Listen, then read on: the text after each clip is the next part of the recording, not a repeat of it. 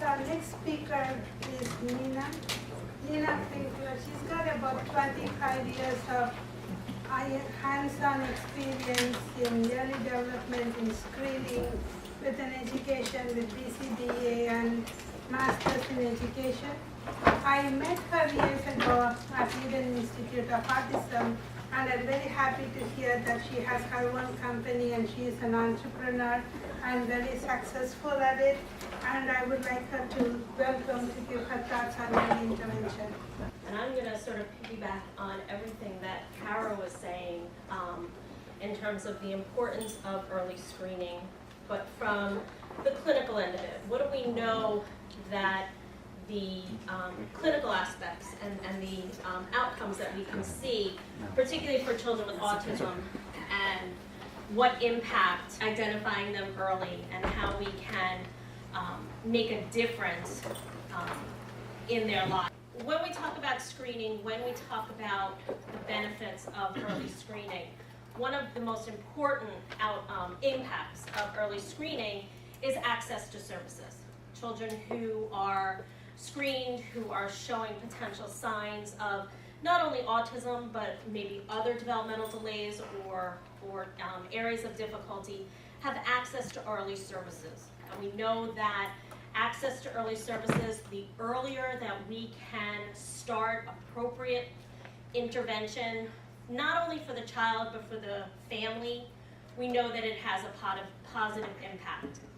We want to have the medical community and we want to have the parents move away from this wait and see attitude. We really want people to be more proactive in raising those red flags, in giving that, well, they should have more words. They should be more interactive. There should be a different type of play. We don't want to hear those excuses. They're the youngest, they're a boy, they're shy. Those type of excuses need to go out the window, and as a community, as a medical community, as a behavioral community, we really have to say something is not right. Let's take a more proactive approach. Let's err on the side of caution and give this child every advantage that we can and give them and start that intervention. Particularly with the autism population, the benefit to early screening and early access to treatment is that we can start addressing those key areas of deficit associated with the diagnosis. We can start addressing the communication. We can start addressing the social deficits. And by addressing those two, very often we're able to then address the behavioral difficulties that are associated with it. So when we look at early identification and early treatment, there's three main issues that we can touch on. The first is overall improved outcomes for the child. And there's a lot of research that addresses what are some of those positive outcomes. We can also talk about behavioral functioning, and then lastly, we can talk about parent and parent stress. Because very often when we talk about early intervention and early diagnosis, we talk about it from the child. But those services also have a great impact on the parent and the family. And if we can address the parent and the family, that child also has overlapping and positive benefits as well. So with improved outcomes, what the research is showing us now is that those children who are identified early and start receiving evidence-based appropriate services, either with a formal diagnosis on the autism spectrum or with perceived potential diagnosis, we see a greater probability of those children being able to be included with their peers in general education. This is greatly different from those children that when I first started 25 years ago. The children who were coming into school at age 3, their skills were much more significantly delayed. Their social skills were much more delayed. Many of them, most of them, had no verbal communication. There was no alternate communication. So it took a greater amount of time to get them to that point where we're now seeing children coming in at 3, where they've had that opportunity to learn how to communicate, beginning social skills. So if we're starting at a more advanced baseline, we see the opportunity for either partial inclusion or full inclusion in the general education. There is also a percentage of children who, if they receive an early diagnosis, over time there is a loss of diagnosis. It's not a large percentage, but there is that potential as well.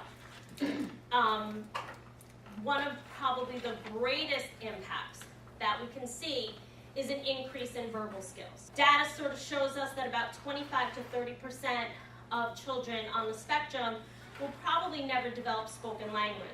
But with early identification, early intervention, we're able, and research is starting to show that approximately about 50 to 55% of children can develop some level of verbal language. They may still need some augmentative support, but there will be some verbal skills. IQ, overall IQ can be increased anywhere from maybe 10 to 12 points through early intensive education. And one of the areas that we have to think about again, and it's often hard when you see an 18-month-old in the office, to think about post-21. Think about this individual is going to be an adult. And one of those greatest areas where our adults struggle is in adaptive functioning, is how do we then prepare this individual to be an independent, productive member of their community. And to make that leap when you're 18 months old, 2 years old, to think that they're going to be an adult. But entitlement of education is only 18 years. Many kids on the spectrum, we have a lot of ground to make up.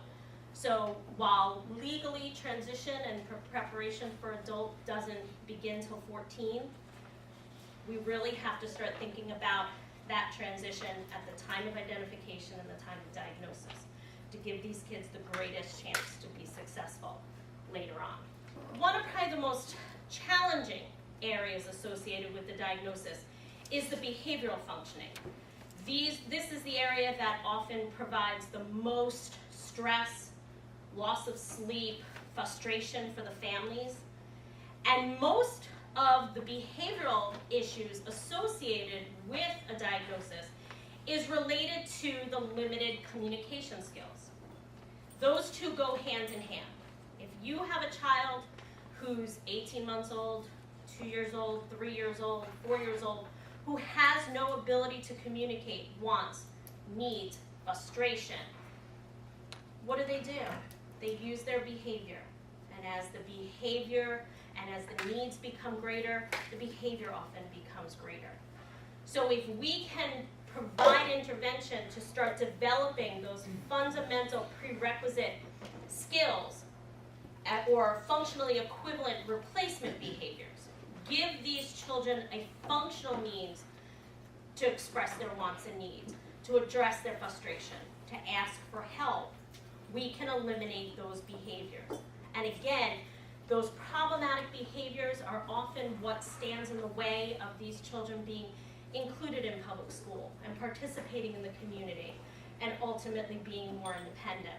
Through appropriate therapy, we also see reduction in some of the comorbid issues that are associated with the diagnosis, anxiety, depression, both in the child and in the family, but we'll talk about that a little bit more. And also improve self-regulation and sensory. A lot of children on the spectrum have difficulty with self-management, self-regulation, and sensory integration.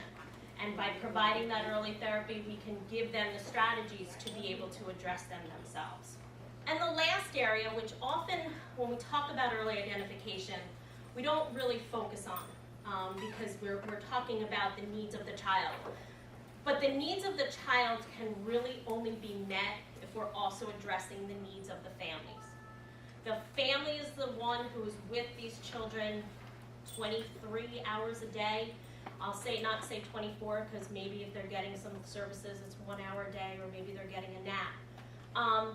But through early intervention, the services should not only address the direct service to the child, but also work on empowering the parents, giving them a better understanding of the needs of their child, giving them the coping tools to be able to deal with this diagnosis. Again, like Kara was saying, the guilt, the fear, the not knowing exactly why this happened. Why did my child? Was it something I did as a parent? Was it something that I should have done, shouldn't have done? Should I have eaten that? Should I have not gone to the dry cleaner? What should I have done? All of those environmental things. But also giving the parents the training so that they can have an impact. Those hours when the therapist isn't there, they can feel like their interactions with their child are much more powerful. Again, helping to reduce some of the anxiety and depression, not only with the parents, but extended family. Autism impacts the entire family unit, siblings, parents, grandparents, everybody involved. There's also a therapeutic carryover, so that what's being taught or what's being addressed during sessions can also be worked on at the dinner table, bath time, bedtime, and mostly generalization, taking those skills that are taught and incorporating them into normal family life. How do we use that behavioral model? How do we incorporate that augmentative or that alternate communication system into the day-to-day activities? So just some thoughts that the earlier evidence-based therapy can start, the greater chance of minimizing the issues associated with the diagnosis. So as everyone is going to hear over and over again, early identification is critical. The earlier we identify, the earlier we can start, and the greater the benefits that we can have. So, thank you.